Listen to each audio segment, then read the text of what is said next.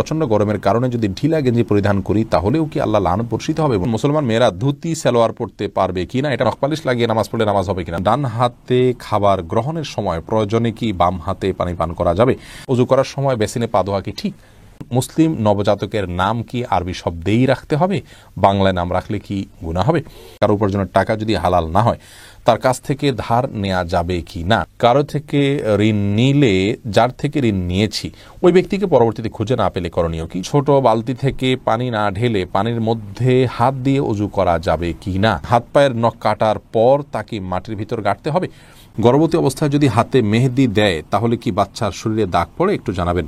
3 piece পরে নামাজ পড়ি, পা দেখা যায়, মোজা পড়ে নামাজ পড়লে কি হবে? সুদের টাকা দিয়ে তৈরি করা বাড়িতে আমল করলে আমল কি কবুল হবে? কোনো সাবালক নারী পুরুষ যদি ইচ্ছাকৃতভাবে বিয়ে না করে তবে নিজের নফসের সঠিক হেফাজতে রাখে তবে কি কোনো সমস্যা? চুল ও দাড়িতে কি মেহেদির কালার নেওয়া যাবে?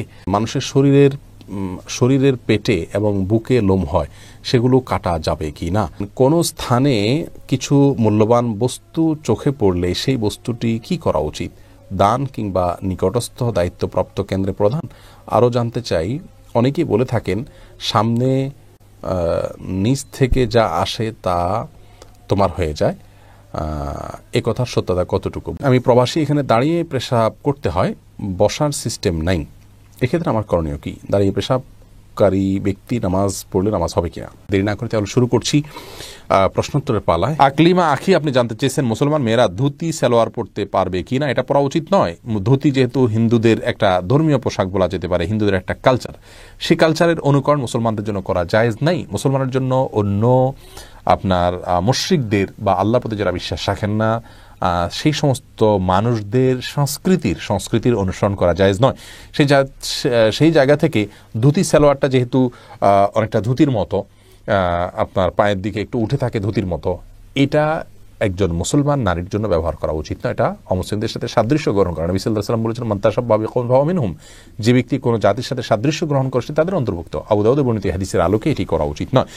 এমডি ইফতিখার শুভ আপনি জানতে চেয়েছেন নখপালিশ লাগিয়ে নামাজ পড়লে নামাজ হবে কিনা। নখপালিশ লাগিয়ে যদি আপনি ওযু করেন তাহলে ওযু হবে না, আর ওযু না হলে নামাজ হবে না। অতএব বলতে পারেন নখপালিশ লাগিয়ে ওযু করে নামাজ পড়লে নামাজ হবে না। কিন্তু যদি ওযু অবস্থায় নখপালিশ লাগিয়ে আপনি নামাজ পড়েন ওযু অবস্থায়, তাহলে ওই নামাজটা হবে। পরবর্তীতে আবার যখন নামাজের সময় হবে বা ওযু ভাঙবে তখন আপনাকে নখপালিশ রিমুভ করে তারপর ওযু করতে হবে, অন্যথায় এটি জায়েজ হবে না। মা বোনরা মাসিকের দিনগুলোতে নেল পালিশ ইউজ করতে পারেন, কোনো অসুবিধা নেই, যেহেতু তখন নামাজের অপশন তাদের নাই। কিন্তু পরবর্তীতে আবার নামাজ যখন শুরু হবে তার আগে তাদেরকে সেটি রিমুভ করে নিয়ে তারপর ওযু করে নামাজ পড়তে হবে। লালপুরি আড়ি থেকে আপনি প্রশ্ন করেছেন, গর্ভবতী অবস্থায় যদি হাতে মেহেদি দেয় তাহলে কি বাচ্চার শরীরে দাগ পড়ে, একটু জানাবেন। বোন, এটি সম্পূর্ণ কুসংস্কারের জন্য একটি বিশ্বাস। আমাদের দেশে অনেকে এরকমটি মনে করে যে গর্ভবতী অবস্থায় যদি এরকম কোনো কিছু করা হয়, মেহেদি হাত দেওয়া হয়, তাহলে সেক্ষেত্রে বাচ্চার ক্ষতি হয়। এগুলো সম্পূর্ণ ভুয়া কথা, ভিত্তিহীন কথা। এগুলো বিশ্বাস করা ইমানের সাথে সঙ্গতিপূর্ণ নয়, শিরকে আসগার হয়ে যেতে পারে এই ধরনের বিশ্বাস। অতএব এই ধরনের বিশ্বাস আমাদের রাখা উচিত নয়, কোনো রকম ক্ষতি হবে না ইনশাআল্লাহ বিদিনিল্লাহ। শিখা ইসলাম আপনি জানতেছেন 3 পিস পরে নামাজ পড়ি, পা দেখা যায়, মোজা পড়ে নামাজ পড়লে কি হবে? পায়ের পাতা ঢাকতে হবে কিনা মেয়েদের নামাজের জন্য মধ্যে, এটা নিয়ে মত পার্থক্য আছে। অনেক উলামায়ে কেরাম এটাকে শর্ত করেছেন। আমি ব্যক্তিগতভাবে এই মতটা চাইতে, যারা বলেন যে পায়ের পাতা, পাতা বলতে পায়ের পাতার তলের অংশ, এটা ঢাকার শর্ত দিয়ে থাকেন, তাদের মতটাকে আমি সমর্থন করি না। পাতার উপরের অংশ, যেটা পাতার উপরের অংশ, সেটা ঢাকতে হবে কিনা, অনেক উলামায়ে কেরাম বলেছেন সেটা ঢাকতে হবে, অনেকে বলেছেন শুধু গিরার নিচ পর্যন্ত থাকলেই হবে কাপড়, পাতা না ঢাকলেও চলবে। তো দুই পক্ষের উলামায়ে কেরামের দলিল রয়েছে। নিরাপদ হলো এমন কাপড় পরা যে কাপড়টা অনেক বেশি লম্বা হয়, যে পায়ের পাতার উপরের অংশ সহ ঢাকা পড়ে। তলা ঢাকার জন্য, মোজা পরার জন্য আলাদা করে কষ্ট করা বা কসরত করা এটা আবশ্যক নয়। ইনশাআল্লাহ বিদিনিল্লাহ নামাজ হয়ে যাবে যদি কেউ মোজা না পড়েন। আফরিন জন আপনি জানতে চেয়েছেন, কোনো সাবালক নারী পুরুষ যদি ইচ্ছাকৃতভাবে বিয়ে না করে তবে নিজের নফসের সঠিক হেফাজতে রাখে তবে কি কোনো সমস্যা আছে? না, কোনো সমস্যা নেই। স্বাভাবিক অবস্থা বিয়ে করা সুন্নাহ, তিনি সুন্নাহ তরক করলেন। সমস্যা আছে বলতে এটুকু হতে পারে যে তিনি একটি ভালো কাজ করলেন না, তার আমলনামে একটা ভালো কাজের কমতি থাকলো। এই বিবাহ করে তারপরে আল্লাহ ইবাদতবন্দি করা, দিনদারিতা ধরে রাখার চেষ্টা করা, এটা হলো মূল নিয়ম, এটা হলো সুন্নাহ। তিনি যদি এটা না করেন তাহলে সেক্ষেত্রে কেমন যেন তিনি সুন্নাহ বিরোধী একটি কাজ করলেন, এটি অনুচিত। কিন্তু এর কারণে বড় কোনো অপরাধ হবে, গুনাহ হবে, বড় কোনো সমস্যা হবে, হারাম হবে, বিষয়টি এরকম না যদি তিনি নিজেকে নিয়ন্ত্রণ করতে পারেন। মুয়াজ ইনসান আপনি জানতে চেয়েছেন, সুদের টাকা দিয়ে তৈরি করা বাড়িতে আমল করলে আমল কি কবুল হবে? সুদের টাকা দিয়ে তৈরি করা বাড়িতে যদি আমল করেন তাহলে আমল কবুল হবে না, বিষয়টি কিন্তু সেরকম নয়। ধরুন সুদের টাকা দিয়ে আরেকজন বাড়ি করেছে, আপনি সেখানে আমল করেছেন, তো আপনার আমল কবুল হওয়ার সাথে ওইটার কোনো সম্পর্ক নেই। এমনি আমজাদ হোসেন জানতে চেয়েছেন, হাত পায়ের নখ কাটার পর তাকে মাটির ভিতর গাঁটতে হবে? যেহেতু এটা মানুষের শরীরের অংশ, ময়লা আবর্জনা ফেলার জায়গায় না ফেলে এটাকে কোনো মাটিতে দাফন করলে সেটা উত্তম, ভালো কাজ। কিন্তু এটি ফরজ ওয়াজিবের মতো কোনো কাজ নয় যেটা না করলে গুনাহ হবে, উচিত করতে পারলে ভালো হয়। ফারিয়া এনামুল আপনি জানতে চেয়েছেন, ছোট বালতি থেকে পানি না ঢেলে পানির মধ্যে হাত দিয়ে ওযু করা যাবে কি না? যাবে। হাত দিয়ে কোষ করে উঠিয়ে আগে হাত ধোবেন 3 বার, এরপরে আবার আপনি কোট দিয়ে স্বাভাবিকভাবে ওযু করতে পারেন, কোনো অসুবিধা নেই। নবী সাল্লাল্লাহু আলাইহি ওয়াসাল্লাম এই পদ্ধতিতে ওযু করেছেন। হামিদ কারজাই এর দিকে আপনি জানতে চেয়েছেন, কারো থেকে ঋণ নিলে যার থেকে ঋণ নিয়েছি ওই ব্যক্তিকে পরবর্তীতে খুঁজে না পেলে করণীয় কি? যদি কোনোভাবে খুঁজে পাওয়া না যায় এবং আশাও ছেড়ে দেন, তাহলে সেক্ষেত্রে সেই ঋণের টাকা আপনি যে কোনো গরিব মানুষকে, অসহায় মানুষকে আপনি দান করে দিবেন বা কল্যাণমূলক খাতে দান করে দিবেন ওই ব্যক্তির তরফ থেকে, প্রাপকের তরফ থেকে, তাহলে আপনি দায়মুক্ত হবেন ইনশাআল্লাহ। কারো উপার্জনের টাকা যদি হালাল না হয় তার কাছ থেকে ধার নেওয়া যাবে কি না? উপার্জনের টাকা যদি হালাল না হয়, সে হালালটা যদি হারামটা যদি হারাম লেআইনি হয়, তিনি চুরি করে এনেছেন এরকম হয়, তাহলে সেটা তো নেওয়া জায়েজ হবে না। যদি হারাম লেগাইই হয়, অর্থাৎ পদ্ধতির কারণে হারাম হয়েছে, মূলগতভাবে জিনিসটা হারাম না। যেমন কথার কথা কেউ সুদি কারবার করে উপার্জন করেছেন অথবা এই জাতীয় কোনো প্রতারণা করেছেন মানুষকে, তাহলে সেই ক্ষেত্রে সে ধরনের টাকা থেকে লোন নেওয়া আপনার জন্য জায়েজ রয়েছে। অনেক ওলামাদের মতে শেখ মোহাম্মদ সালেহ আল মুনাজিদ হাফিজাহুল্লাহ সৌদি আরবের একজন স্কলার, তিনি ইসলাম কিউ এতে এক ফতোয়াতে এরকম উত্তর দিয়েছেন, এটি আপনার জন্য জায়েজ রয়েছে। অনেক ওলামা ইকরাম সেটিকে নিষেধ করেন, তবে এটি পরিহার করতে পারলে অবশ্যই তাকওয়া হবে সেটি। মোহাম্মদ আরাফাত ইসলাম জানতেছেন, ডান হাতে খাবার গ্রহণের সময় প্রয়োজনে কি বাম হাতে পানি পান করা যাবে? প্রয়োজনে বলতে কি, ডান হাতে পানি পান করা উচিত, খাবার গ্রহণ করা উচিত। ইভেন আপনার খাবার খেলে আঙ্গুল চেটে তারপরে আপনি ডান হাতে ধরে খাবেন।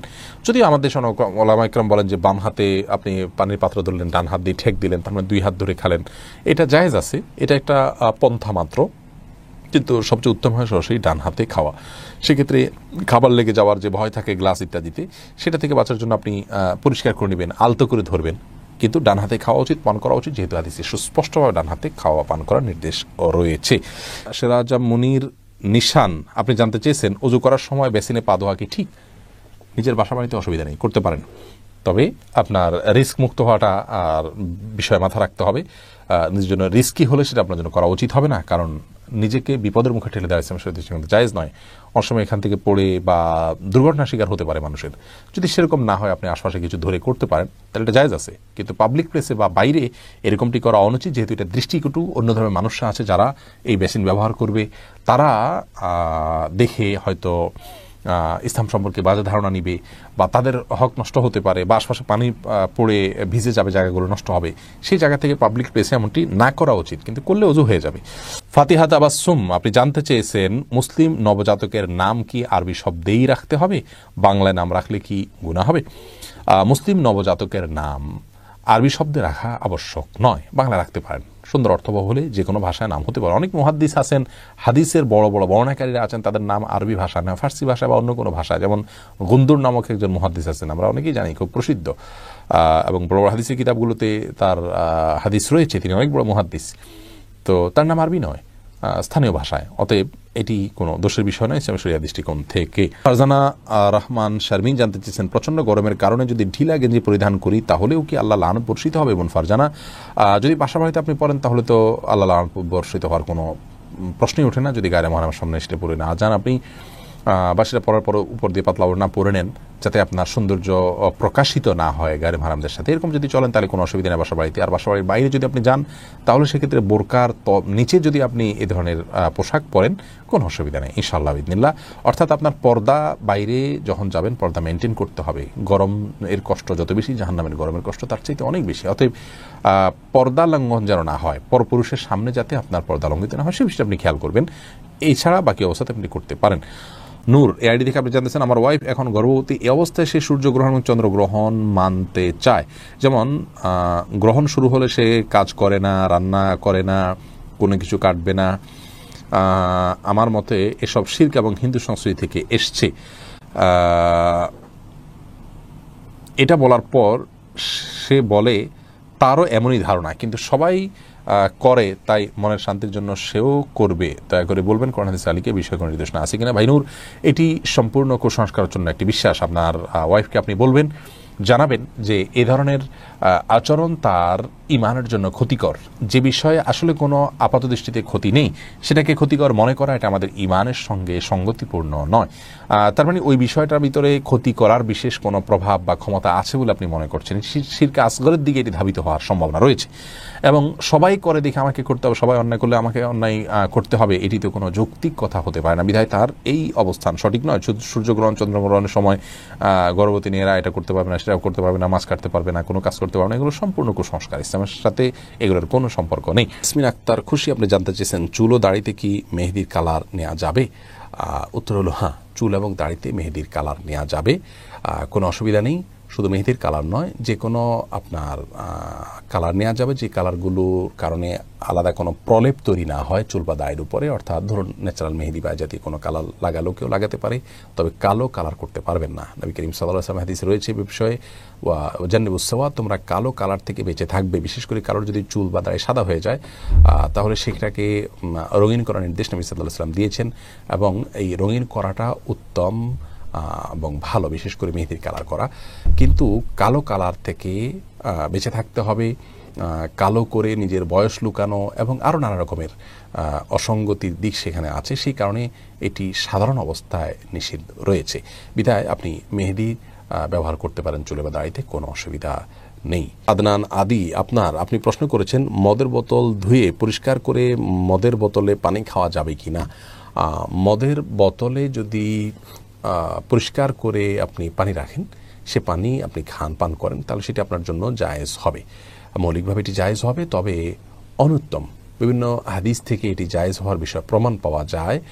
তবে জাস্ট জায়েজ হওয়া, যদি বিকল্প বোতল না থাকে আপনি রাখতে পারেন, জাস্ট এটুকু। কিন্তু উত্তম হয় সেটি না রাখা। তার কারণ হলো হারামের কোনো কিছু রাখলে হারামের কথা স্মরণ হবে, বা আপনার দৃশ্যত আপনাকে দেখে কেউ বাজে ধারণা করতে পারে যে এর মধ্যে মদ কিনা, সে মদ ঢালছে কিনা, বা এই জাতীয় অনেক রকমের সমস্যার কারণে সেই বোতলগুলো বা মদের পাত্র ব্যবহার না করে এটাকে নষ্ট করে ফেলা উচিত। যদি কেউ ব্যবহার করেন তাহলে তিনি হারাম করছেন এমনটি বলা যাবে না, কিন্তু অনুত্তম কাজটা আমাদের না করার চেষ্টা থাকা উচিত যথাসম্ভব।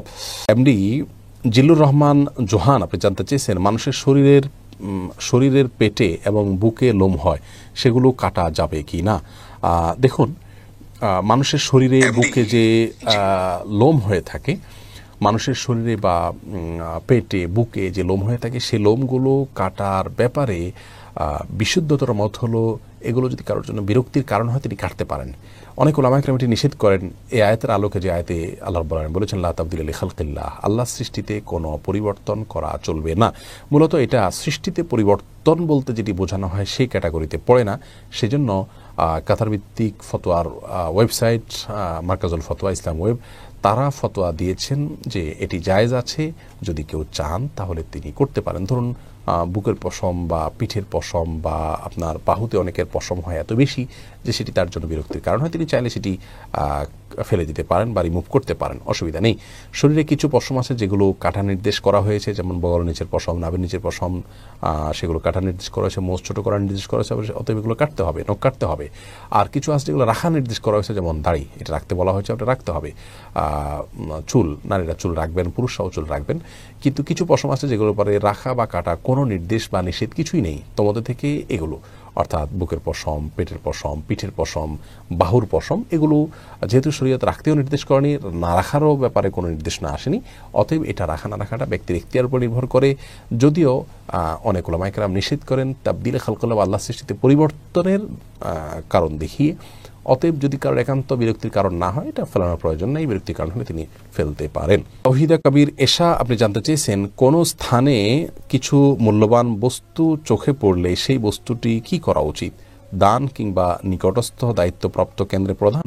আরও জানতে চাই, অনেকেই বলে থাকেন সামনে নিচ থেকে যা আসে তা তোমার হয়ে যায়, এ কথার সত্যতা কতটুকু? বোন তৌহিদা, শেষের কথাটি অত্যন্ত গর্হিত কথা এবং কোনোভাবেই গ্রহণযোগ্য নয়, ভুল কথা যে সামনে যা নিজে থেকে আসে সেটা তোমার হয়ে যায়। অর্থাৎ কারোর জিনিস আপনি পড়ে থাকা দেখলেন, তাহলে আপনার সামনে আসলো, তাহলে এটা আপনার হয়ে গেল না, এত সহজ না বিষয়টি। বরং কোনো কারোর কিছু পড়ে গেলে সেটা যদি আপনি খুঁজে পান, কুড়িয়ে পান, তাহলে আপনার উচিত হবে, যদি সেটা মূল্যবান বস্তু হয়, তাহলে তার মালিককে খুঁজে বের করার জন্য যত চেষ্টা হতে পারে, ঘোষণা দেওয়া, লিফলেট লিখে লাগিয়ে দেওয়া, ঘোষণাপত্র বিভিন্ন জায়গায় লাগিয়ে দেওয়া, বিভিন্নভাবে মানুষের মধ্যে প্রচার করা উচিত যে আমি অমুকটা পেয়েছি, কার সে যেন নিয়ে যায়। যদি কোনোভাবে আপনি কাউকে খুঁজে না পান এবং দীর্ঘদিন চেষ্টা করার পর মালিক আপনি কোনোভাবে সন্ধান না পান, তাহলে সেক্ষেত্রে এটা মালিকের পক্ষ থেকে আপনি দান করে দিতে পারেন। আর যদি বিষয়টি আপনার খুব তুচ্ছ হয়, সাধারণ হয়, ধরুন 10 টাকা 20 টাকার নোট, 5 টাকার নোট বা এরকম কিছু হয়, খুব অল্প স্বল্প জিনিস হয়, তাহলে সেক্ষেত্রে সেটা নিয়ে আপনার ব্যাপকভাবে আপনার ঘোষণা দেওয়া আবশ্যক নয়। যদি খুঁজে পান আলহামদুলিল্লাহ ভালো, আর না হলে আপনি এটা নিজে অভাবী মানুষ হলে নিজেও আপনি ভক্ষণ করতে পারবেন, তার জন্য সওয়াব হবে সেটি। আর যদি নিজে অভাবী মানুষ না হন, তাহলে সেক্ষেত্রে অন্য কোনো অভাবী মানুষকে আপনি দান করে দিবেন, এটি হলো আপনার কর্তব্য। তবে আপনি কুড়িয়ে পেয়েছেন, আপনার সামনে আসতে আপনার জন্য হালাল হয়ে গেছে, বিষয়টি সেরকম নয়। আরাফাত হুসাইনের আপনি প্রশ্ন করেছেন, জানাজার নামাজের পর দোয়া করা কি বিদআত? ভাই আরাফাত, জানাজার নামাজের পরে দোয়া করা হাত তুলে জাস্ট নামাজের পরপর, এটি সুন্নাহ দ্বারা প্রমাণিত নয়। এটিকে নামাজের পরে অনেক এলাকাতে নিয়ম হিসাবে মানুষ বানিয়ে নিয়েছে, যেটি বিদআতে পরিগণিত হবে। পাক ভারত মহাদেশের অনেক পরিচিত একজন আলেম আশরাফ আলী থানভী রাহিমাহুল্লাহ, তিনি এইটিকে বিদআত হিসেবে উল্লেখ করেছেন এবং এটার উপরে অনেক উলামা ইকরাম বড় আর্টিকেল এবং ছোটোখাটো পুস্তিকা লিখেছেন, যার কারণে এটি বিদআত হিসাবে পরিগণিত হবে। তবে মৃত ব্যক্তির জানাজা দেওয়ার পর, তার লাশ দাফন করার পর কবরস্থানে কেবলার দিকে দাঁড়িয়ে তিনি যেন কবরের সওয়াল জবাব সঠিক মতো করতে পারেন, সেজন্য হাত তুলে দোয়া করা, এটি হাদিস দ্বারা সাহাবায়ে নবী সাল্লাল্লাহু আলাইহি ওয়াসাল্লাম থেকে আসছে। কিন্তু জানাজার পর আর কোনো দোয়া নয়, কারণ জানাজাটাই তো জানাজার আয়োজনটা পুরোটাই তো দোয়া। আপনি জানাজার সালাতে কি করছেন? পুরো সময় তার জন্য দোয়া করছেন। অতএব আলাদা করে সালাম ফেরানোর পর আর তার জন্য হাত তুলে দোয়া করার প্রয়োজন নেই। মোর্শেদ খানের পরে প্রশ্ন করেছেন, কোনো পাওনাদারের কাছ থেকে শক্তি প্রয়োগ করে টাকা আদায় করা যাবে কি না? ভাই মোর্শেদ খান, পাওনাদারের কাছে পাওনা পরিশোধের জন্য তাকে আপনি প্রেশার ক্রিয়েট করতে পারেন, তবে সেই প্রেশার ক্রিয়েটটা যেন জুলুমের পর্যায়ে না যায়, সেদিকটা আপনাকে খেয়াল রাখতে হবে। আর মনে রাখা উচিত যে রাসূল করিম সাল্লাল্লাহু আলাইহি ওয়াসাল্লাম তিনি একটা হাদিসে বলেছেন যে ইন্না লিসাহিবিল হাক্কি মাকালা, যেটি বুখারীতে বর্ণিত হয়েছে আর বিভিন্ন হাদিসের কিতাবে বর্ণিত হয়েছে, যার অর্থ হলো যে নিশ্চয়ই পাওনাদারের কিছু বলার আছে। পাওনাদার যদি তার পাওনার জন্য কোনো কিছু বলে, প্রেশার দেয়, তাহলে সেটি করার অধিকার তার আছে। সেই জায়গা থেকে আপনার পাওনাদারকে প্রেশার দেয়া যেতে পারে, কিন্তু সেই প্রেশার দেওয়ার মানে এই নয় যে তার প্রতি আপনি জুলুম করবেন। তার সাধ্য না থাকলেও তাকে আপনি অত্যাচার করা সেটা উচিত নয়। বরং এর বিপরীতে রাসূল আকরাম সাল্লাল্লাহু আলাইহি ওয়াসাল্লাম নেকামলের মধ্যে এটিকেও গণ্য করেছেন যে একজন মানুষ তার পাওনাদারকে পাওনা পরিশোধের জন্য একটু সহজ করে দিবেন, সময় দিয়ে দিবেন, ছাড় দিবেন, কিছুটা কমিয়ে দিবেন, কিস্তি করে দিবেন। এনজারুল মুসির, যেটাকে হাদিসের ভাষ্যে বলা হয়েছে, এটি অত্যন্ত গুরুত্বপূর্ণ একটি সওয়াবের কাজ। সেটি করতে পারলে ভালো। তারপরে যদি কেউ আপনাকে আপনার টালবাহানা করে, দিতে না চায়, থাকার পরও সে ঘোরাঘুরি করে, এই টাইপের যদি হয়, তাহলে সেক্ষেত্রে তাকে আপনি প্রেশার ক্রিয়েট করার অধিকার আছে, কিন্তু সে জুলুমের পর্যায়ে না, জাস্ট আপনার টাকা আদায়ের জন্য আপনি তাকে চাপ দিতে পারেন, এটি অধিকার আপনার আছে। এমডি মানসুর আলী আপনি জানতে চেয়েছেন কেমন মেয়ে বিবাহ করা উচিত। ভাই মানসুর আলী, বিবাহ করার ক্ষেত্রে নবী আলাইহিস সালামের পরামর্শ মাথায় রাখতে হবে। তিনি বলেছেন ফাজফার বিজাতিদ দ্বীন। নানা মানুষ নানা দিক দেখে মেয়েদেরকে বিবাহ করে, তবে তুমি দিনদারিতা দেখে, তাকওয়া দেখে, আল্লাহ ভীতি দেখে, আল্লাহর আদেশ নিষেধের প্রতি শ্রদ্ধা এবং মান্য করার মানসিকতা, এটা দেখে তুমি তোমার জীবনসঙ্গী নির্বাচন করবে। অতএব আপনি পাত্রী দেখার ক্ষেত্রে প্রথমত দেখবেন তিনি নামাজ পড়েন কিনা, তা হালাল হারাম বাজ বিচার করে চলেন কিনা, আল্লাহর ভয় অন্তরে জাগ্রত রাখেন কিনা, আল্লাহ এবং তার রাসূল সাল্লাল্লাহু আলাইহি ওয়াসাল্লামের আদেশ নিষেধের সামনে নিজেকে সারেন্ডার করে দেন কিনা, এটা হলো প্রথম দেখার বিষয়। সেই সাথে তার সৌন্দর্য, বংশ, অন্যান্য দিকগুলো আপনি দেখতেই পারেন বা দেখা উচিত হতে পারে, কিন্তু মূল বিষয়টা হলো দিনদারি। সেই সাথে অল্পে তুষ্ট থাকা, যদিও এটা দিনদারির অংশ, কিন্তু আলাদা করে এটা বলতে হচ্ছে কারণ মেয়েদের অন্যতম গুরুত্বপূর্ণ বৈশিষ্ট্য হলো অল্পে তুষ্ট থাকা। ছেলেদের জন্য এটা প্রশংসনীয় গুণ, কিন্তু জীবনসঙ্গিনী হিসাবে মেয়েদের এই গুণটা অনেক বেশি অপরিহার্য হয়ে থাকে। সবরের গুণ কি পরিমাণ আছে না আছে সেই দিকগুলো আপনাকে নির্বাচন করতে হবে। ইয়াসিন আরফাত আপনি প্রশ্ন করেছেন, আমি প্রবাসী, এখানে দাঁড়িয়ে পেশাব করতে হয়, বসার সিস্টেম নাই, এক্ষেত্রে আমার করণীয় কি? দাঁড়িয়ে পেশাবকারী ব্যক্তি নামাজ পড়লে নামাজ হবে কিনা? ইয়াসিন আরফাত, দাঁড়িয়ে পেশাবকারী ব্যক্তির নামাজ হয়ে যাবে, তবে সাধারণ এবং সুস্থ অবস্থায় দাঁড়িয়ে পেশাব না করাই উত্তম এবং উচিত। তিরমিজি বর্ণিত একটা হাদিসে আমরা জানতে পারি দাঁড়িয়ে পেশাব করার বিষয়ে আমাদের আয়েশা রাদিয়াল্লাহু আনহা বর্ণনা করেছেন যে নবী সাল্লাল্লাহু আলাইহি সাল্লাম দাঁড়িয়ে পেশাব করতে, এটা কেউ বললে তোমরা বিশ্বাস করবে না। তবে বুখারীতে একটা হাদিস থেকে আমরা জানতে পারি নবী সাল্লাল্লাহু আলাইহি সাল্লাম একবার কোনো একটা জায়গায় যেখানে পরিবেশটা এমন ছিল যে বসার মতো কোনো অবস্থা ছিল না, ময়লা ইত্যাদি ছিল, সেখানে তিনি দাঁড়িয়ে পেশাব করেছেন। তো এই হাদিসে তো কারণই বলা আছে যে সেখানে বিশেষ কারণে তিনি দাঁড়িয়ে পেশাব করেছেন, বিধায় বিশেষ কোনো কারণে যদি কেউ দাঁড়িয়ে পেশাব করেন তাতে কোনো অসুবিধা নেই। আর যদি বিশেষ কারণ না থাকে তাহলে বসে পেশাব করা উচিত এবং উত্তম, ভালো। কিন্তু বসে যদি পেশাব না করে কেউ নিয়মিত দাঁড়িয়ে পেশাব করেন তাহলে তিনি কোনো বড় গুনাহ করছেন এমন নয়, এবং এর কারণে নামাজ হবে না বিষয়টি সেরকমও নয়। যদিও সৌদি আরবের ওলামায়ে কেরামের মধ্যে থেকে বিন বাজ, ইবনে উসাইমিন রাহিমাহুল্লাহ সহ অনেক ওলামায়ে কেরামের মত এক্ষেত্রে ভিন্ন। তারা সে সমস্ত ওলামায়ে কেরাম এবং স্কলারগণের মত হলো যে দাঁড়িয়েও কেউ বিনা কারণেও পেশাব করতে পারে। তারা ওই যে নবী সাল্লাল্লাহু আলাইহি সাল্লাম একবার দাঁড়িয়ে পেশাব করেছেন বলে যে একটি হাদিস যে পাওয়া যায় বুখারীতে, সেই হাদিসটিকে তারা ব্যাপকভাবে নিয়ে থাকেন এবং তার উপর ভিত্তি করে তারা বলেন যে এটা যেতে পারে। অবশ্য বসে করা সর্বাবস্থা উত্তম। কারণ হলো আপনি দাঁড়িয়ে যখন পেশাব করবেন তার ছিটে ফোঁটা আশেপাশে এবং শরীরে লাগার সম্ভাবনা অনেক বেশি থাকে, বসে করলে যেটি থাকে না। তাছাড়া অনেক আপনার পেশাব বিশেষজ্ঞ বা মূত্রথলি বিশেষজ্ঞ স্পেশালিস্ট ইউরোলজিস্টদের সাথে আমি কথা বলেছি, তাদের অনেকেই বলেছেন যে নিয়মিত যদি দাঁড়িয়ে পেশাব করা হয় বা অনেকে দাঁড়িয়ে কোচ দিয়ে পেশাব করেন, এর মাধ্যমে হার্নিয়া ইত্যাদি রোগ হওয়ার আশঙ্কা থাকে। যাই হোক, সবচেয়ে বড় কথা হলো যে পেশাব থেকে পরিচ্ছন্ন থাকা আবশ্যক।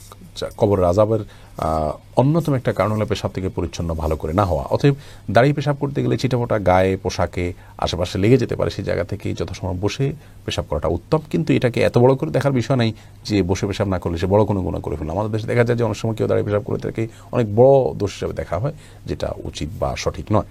আসমা আখতার আপনি জানতে চেয়েছেন, কেউ যদি আল্লাহর কাছে কন্যা সন্তানের জন্য দোয়া করেন তাহলে কি গুনাহ হবে? বোন আসমা, আল্লাহর কাছে কন্যা সন্তানের জন্য দোয়া করলে সেটি গুনাহ হবে না। আল্লাহর কাছে কন্যা সন্তান চাওয়া যেতেই পারে, তবে উত্তম হলো আল্লাহর কাছে নেক সন্তান চাওয়া। আম্বিয়া আলাইহিমুস সালাতু ওয়াস সালাম বা আল্লাহ তাআলা বিভিন্ন নবী রাসূলগণ তারা আল্লাহ তাআলার কাছে সন্তান চাইতে নেক সন্তান, রব্বি হাবলি মিনাস সালিহিন, হে আল্লাহ আমাকে আপনি নেক সন্তান দান করুন। কারণ সন্তান আসলে ছেলে বা মেয়ে হওয়ার চাইতে গুরুত্বপূর্ণ হলো সে নেক কিনা। তারপরেও কারোর হয়তো কয়েকজন ছেলে সন্তান হয়েছে, তিনি এখন একটা মেয়ে সন্তানের আকাঙ্ক্ষা করছেন, সেই জায়গা থেকে তিনি কন্যা সন্তানের কাছে চাইতেই পারেন, কোনো দোষের কিছু নাই। কিন্তু কন্যা সন্তান না হলে তিনি মন খারাপ করলেন, সেটা আবার করা উচিত না। আল্লাহর ফয়সালায় সন্তুষ্ট হওয়া উচিত, কারণ আল্লাহ তাআলা তার জন্য যা নির্বাচন করেছেন, তিনি যা ভেবেছেন তার চাইতে এটা কল্যাণকর হবে। সেই জায়গা থেকে হাহুতাশ করা বা অস্থির হওয়া উচিত নয়। সিরাজা মুনির আপনি জানতে চেয়েছেন, আমার 2 বছরের বাচ্চা আছে, আমি নামাজে বসলে সে আমার সিজদার সামনে এসে বসে, কখনো শুয়েও থাকে, আমি সরে সরে সিজদা দেই, এমনও হয় আমি সিজদা থেকে উঠে দেখি ও সিজদার সামনেই ছিল, এভাবে নামাজ হবে কিনা? বোন সিরাজা মুনিরা, প্রথম কথা হলো যে এভাবে নামাজ হয়ে যাবে। আপনার সিজদার সময় আপনার সামনে ছিল, তাহলে আপনি তাকে সিজদা করেছেন, শিরক হয়ে গেছে, এরকমটি ভাবার কোনো কারণ নেই।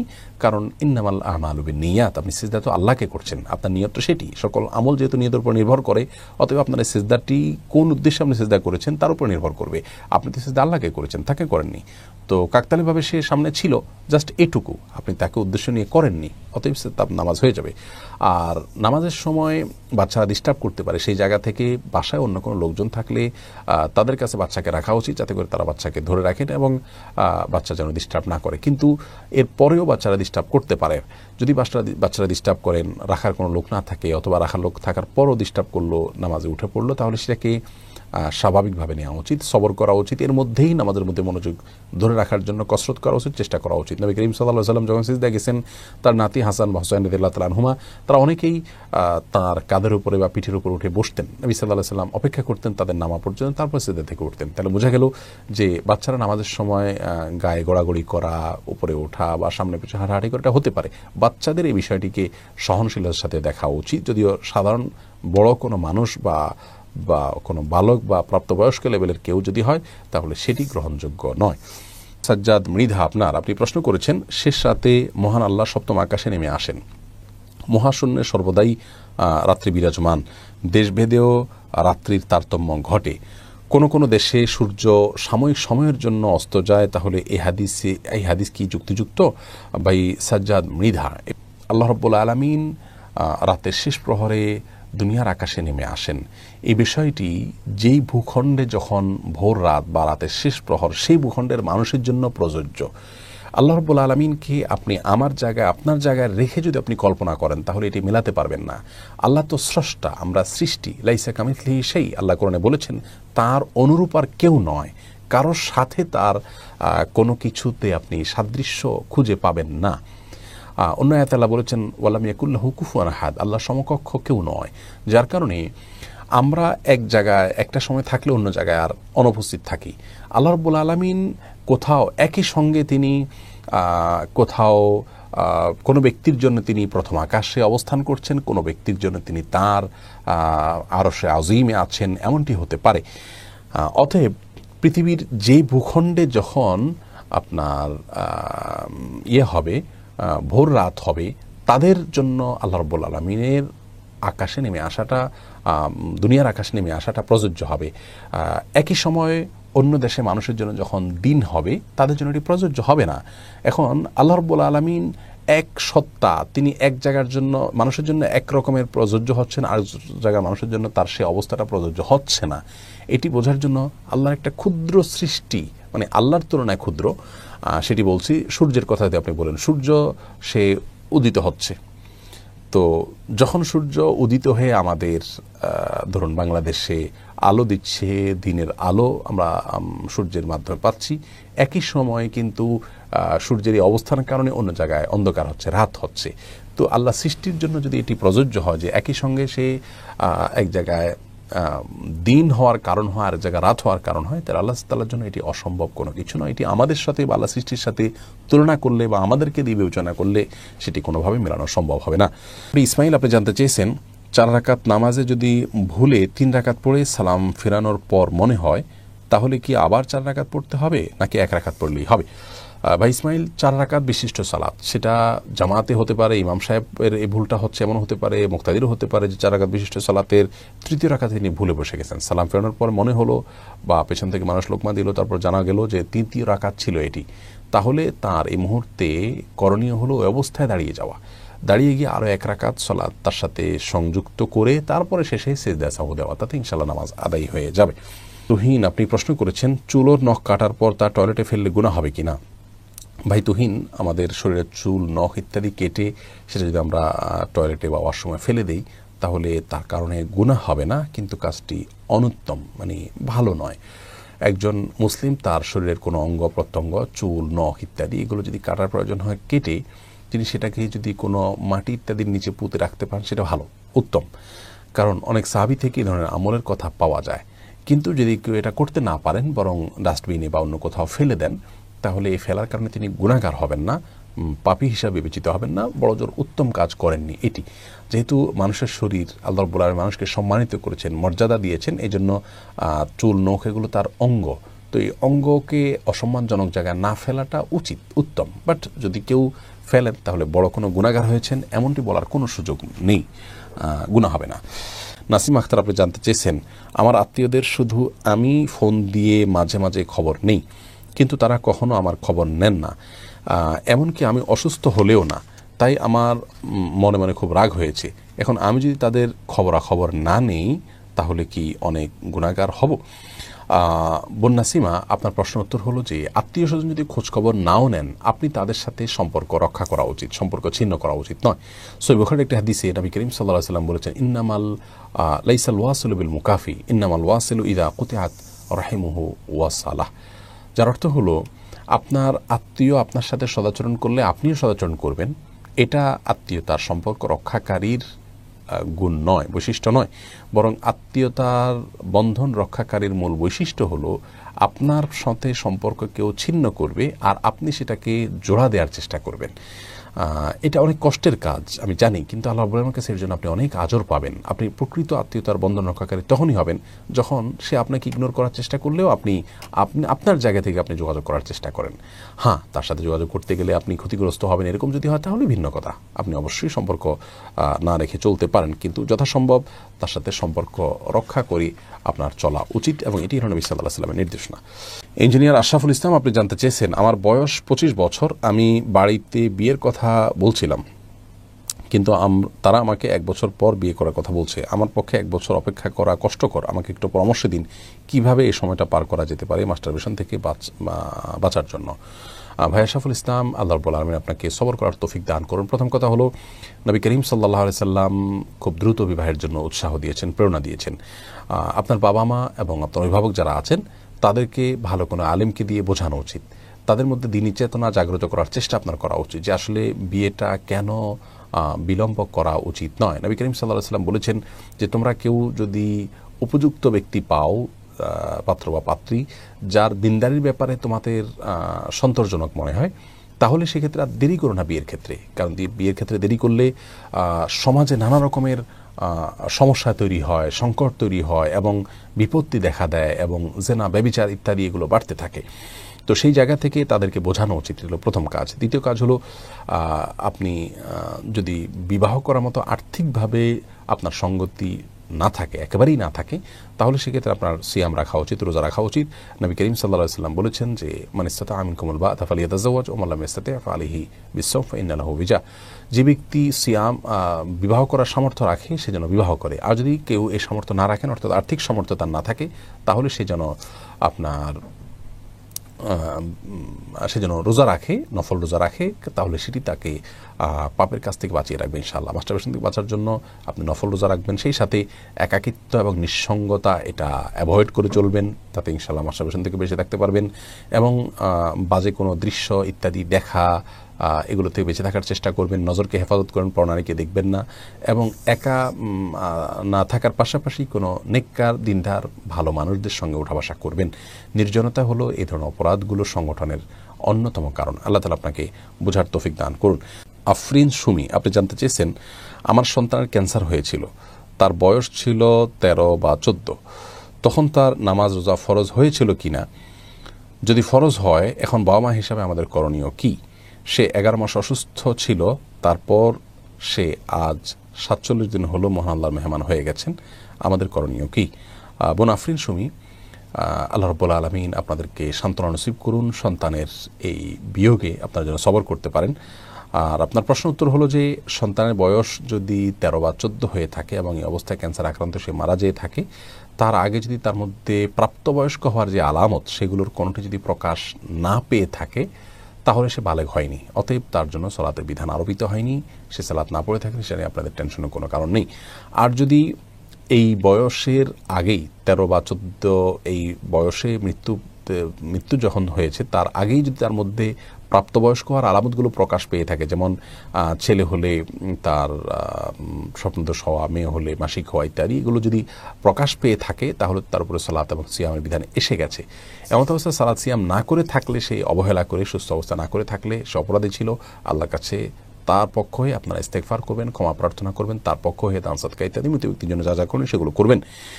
আর যদি অসুস্থ হওয়ার পর, শয্যাশায়ী হওয়ার পর সে সালাত সিয়াম করতে না পারে, এরকম হয়ে থাকে, প্রাপ্তবয়স্ক হয়ে গেছে, আলামত প্রকাশ হয়ে গেছে, কিন্তু সেটি সম্পাদন করতে পারেনি অসুস্থতার কারণে, তাহলে সেক্ষেত্রে সিয়াম, রোজা না রাখার সুযোগ না পেলে আপনি তার রোজার জন্য ফিদিয়া দিবেন। আর ফিদিয়া হলো প্রত্যেকটা রোজার জন্য একজন করে মিসকিনকে 1 দিনের খাবার দিবেন, 30টা রোজার জন্য 30 দিনের খাবার দিয়ে দিবেন, তাতে ইনশাআল্লাহ দায়মুক্ত হয়ে যাবেন। ফরমান আলী, আপনি জানতে চেয়েছেন, আমি একটি মিলে ম্যানেজার হিসেবে কর্মরত আছি। মেয়েটি ব্যাংক থেকে লোন নিয়ে ব্যবসা পরিচালনা করে আসছে, বিভিন্ন হিসাবের পাশাপাশি ব্যাংকের হিসাব ও মুনাফা লিখতে হয়, এমত অবস্থা আমার জন্য এই চাকরি জায়েজ হবে কি না? ভাই ফরমানারি, যেহেতু আপনার চাকরিস্থল যে মিলটি, সেখানে আপনার কর্তৃপক্ষ সুদভিত্তিক লোন নিয়েছেন এবং তার উপরে ভিত্তি করে তিনি সেটা আপনাকে লিখতে হয়, আপনার কাজের অংশ হিসাবে সুদ কত দেওয়া হলো, নেওয়া হলো, ব্যাংক থেকে পাওনা দেনা হিসাবটি লিখতে হয়। অতএব এই জবটি করা আপনার জন্য জায়েজ হবে না। কারণ সহিহ বুখারী মুসলিম বর্ণিত হাদিসে নবী সাল্লাল্লাহু আলাইহি ওয়াসাল্লাম বলেছেন, লা'নাল্লাহু আকিলার রিবা ওয়া মুকিলাহু, আল্লাহ রাব্বুল আলামিনের লানত বর্ষিত হয় ওই ব্যক্তির উপরে যে নিজে সুদ খায় কিংবা সুদ দেয় কাউকে, ওয়া কাতিবাহু ওয়া শাহিদাইহি, এবং যে সুদ লেখে এবং সুদের সাক্ষী থাকে, তাদের সকলের প্রতি আল্লাহ তাআলা লানত বর্ষিত হয়। তো আপনি সুদের লেখকের ভূমিকা এখানে অবতীর্ণ হয়েছেন, যেহেতু আপনার জবের অংশ হিসাবে কোম্পানির সুদের হিসাব নিকাশ লিখতে হয়। তো এই জবটি করা আপনার জন্য জায়েজ হবে না। আল্লাহ তাআলা আপনাকে হালাল উপার্জনের ব্যবস্থা করে দিন, আমরা দোয়া করি। মাসুম হোসাইন, আপনি জানতে চেয়েছেন, আমি নামাজে এবং নামাজের বাইরে সব সময় প্যান্ট ভাঁজ করে টাকনোর উপরে পড়ি, কিন্তু অনেক আলেমরা বলেন প্যান্ট গুটিয়ে নামাজ পড়া নাকি নিষেধ। সেক্ষেত্রে সবসময় প্যান্ট গুটিয়ে টাকনোর উপরে পড়া সঠিক হবে নাকি প্যান্ট কেটে ছোট করতেই হবে? ভাই মাসুম হোসেন, আপনার শেষের কথার উত্তর আগে দিই, সেটা হলো যে প্যান্ট কেটে ছোট করাই উত্তম। শুধু নামাজের সময় আপনি ভাঁজ করে নামাজ পড়া আপনার জন্য উচিত হবে না, বরং উচিত হবে প্যান্টকে স্থায়ীভাবে ছোট করে ফেলা। কারণ টাকনোর নিচে কাপড় পরা নিষেধ, সেটি নামাজরত অবস্থায় নিষেধ, নামাজের বাইরেও নিষেধ। সেই জায়গা থেকে আপনি এটা কেটে ফেলাই আপনার উচিত হবে এবং সেটাই আপনার কর্তব্য হবে। কোনো অবস্থাতেই শুধুমাত্র নামাজের সময় ভাঁজ করলেন আবার পরে আপনি খুলে দিলেন, সেটা আপনার জন্য জায়েজ নয়। এরপরে আসি আপনার প্রশ্নের প্রথম অংশে।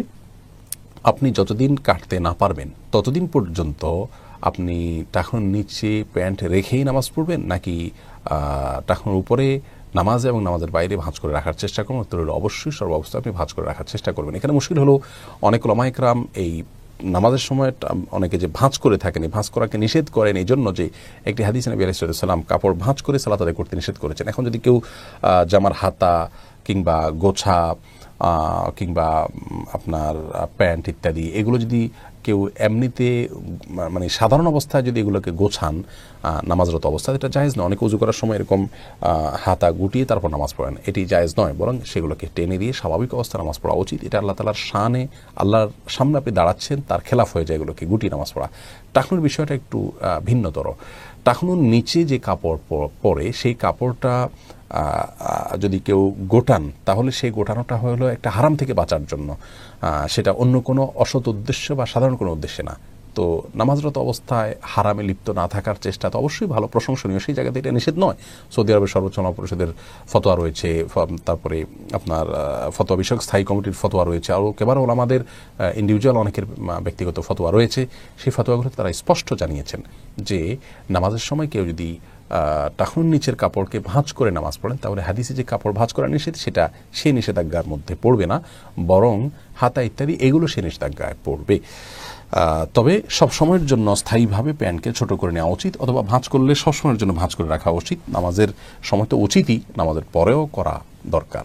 তামিম প্রো, আপনি প্রশ্ন করেছেন, কেউ বলে 15 বছর হলে নামাজ ফরজ হয়, আবার কেউ বলে 10 বছর হলে। আসল বয়সটা কত?